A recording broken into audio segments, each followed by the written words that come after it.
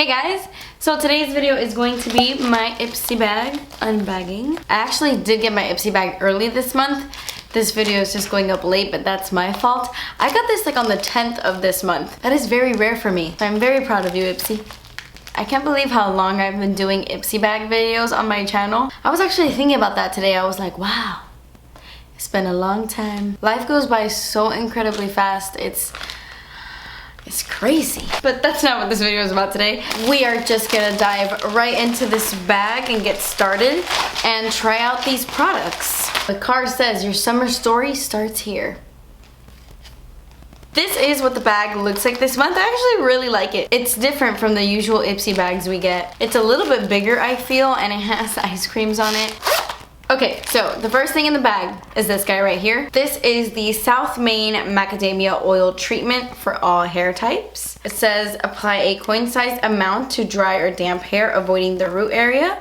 I actually think it's a really good size for Ipsy. Like for the bag being only $10, I think this is a really good size oil because even oils in bottles this size are pretty pricey. So I do think this is a pretty good size. The only thing I will say about this is the first ingredient is dimethicone, which is silicone, and I'm trying not to use so many silicone products on my hair. Not because they're damaging, they're not damaging. It just coats the hair instead of really nourishing it. And I'm sure macadamia oil is really nourishing, but I wish that was like the only ingredient. Or like macadamia oil and then some other stuff. Just not dimethicone as the first ingredient. And now I'm starting to think, I kind of want to look at the ingredients in some of my other oils I have in my bathroom. Anyway, I'm sure this is a great oil. I'm just not going to use it on my hair because I will be giving this away to one of my friends who doesn't care about putting silicone on their hair. Side note about hair, I actually cut my hair. I know you guys can't tell in my videos, but my hair was almost touching my butt crack. That's how long it got. It got so out of control. I don't know. I don't even remember the last time I cut my hair. And I don't know why because I get trims pretty often. But my hair was extremely long. So I cut it.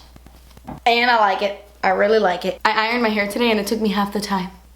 I'm actually going to wait for it to grow a little bit more. And then I'm going to do some balayage. Like very subtle balayage. And then I'm going to put some layers into it as well. Quick little hair update. Not that any of you asked, but I told you anyway. So next up is the Pure Lisse BB Tinted Moist Cream with SPF 30. It says it has natural looking coverage with a flawless finish. It's supposed to be for all skin types, even sensitive. It says it right there, even sensitive. Okay, so this is the reason I'm not wearing any foundation on my face. I'm gonna zoom you guys in so we could try this out. Okay, so I am gonna prime my skin with my Pores No More Luminizer Primer from Dr. Brandt. And the only reason I'm doing this is because I would normally do this no matter what face product I was putting on. So I wanna make sure I'm doing all the steps, you know? I just noticed this smells a little eucalyptus-y. This smells like a spa. What? How did I never notice that? Okay, so I typically apply BB creams with a brush versus a beauty blender just to try to get a bit more coverage out of them. And now I'm just gonna take some of this onto my brush. Oh my gosh, I hope this is my color. Oh, it's in the shade medium. Oh no. It looks like it might be a good match, but oh, Celine's hair. Oh no. Wow. That's actually really nice coverage for a BB cream.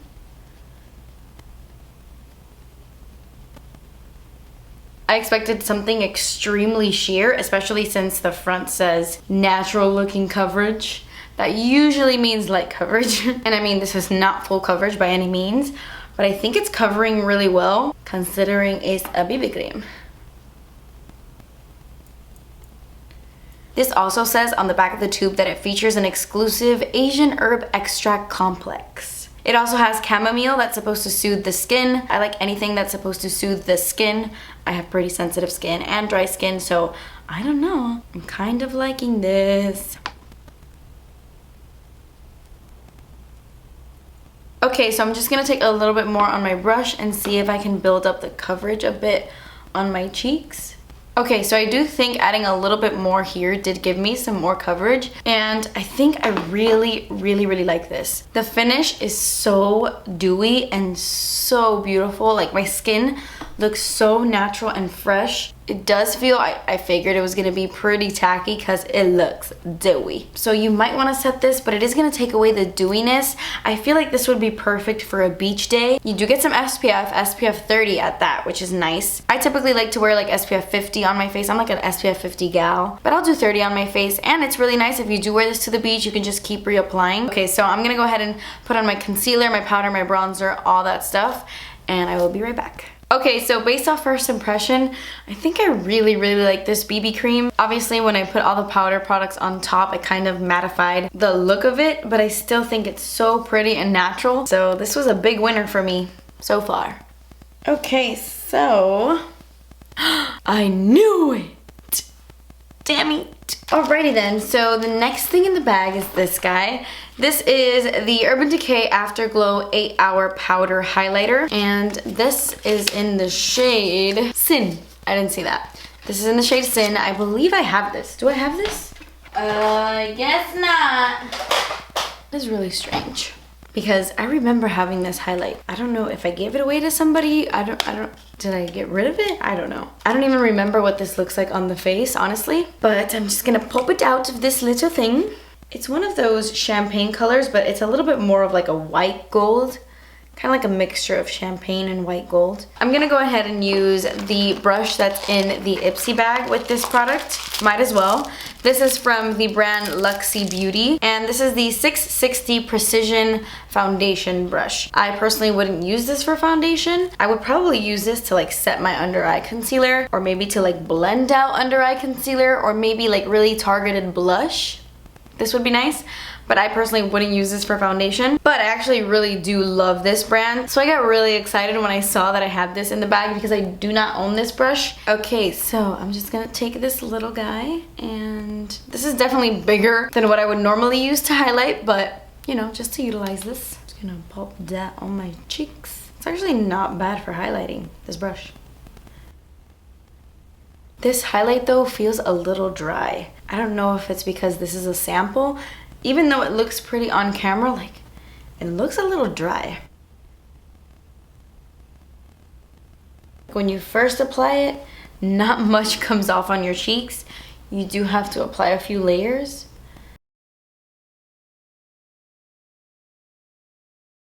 So I actually really like this brush for highlighting. That gets a thumbs up from me. This highlight though, it is not my favorite. It's pretty subtle, so you do have to build it up. And usually I really like that about highlights. But I feel like with this, once you get the intense pigmentation you want, it looks pretty dry on the skin and it looks a little powdery. And then when I look straight ahead, I don't know if you can tell on camera, but you can kind of see like this white patch here from all the layers I did. But if I didn't do that, then you wouldn't really see much of a glow. So I'm not a fan of this. Okay, and then I might as well just show you the last product in here. It's a lip product. This is from the brand treStiQue. This is their Mini Matte Lip Crayon, and it is in this really pretty red shade. It's called Tuscan Wine. By the way, guys, I know I state this in every Ipsy video, but I will leave all the products I used in this video in the description bar below with their prices right next to them, just in case you guys want to know how much these things cost.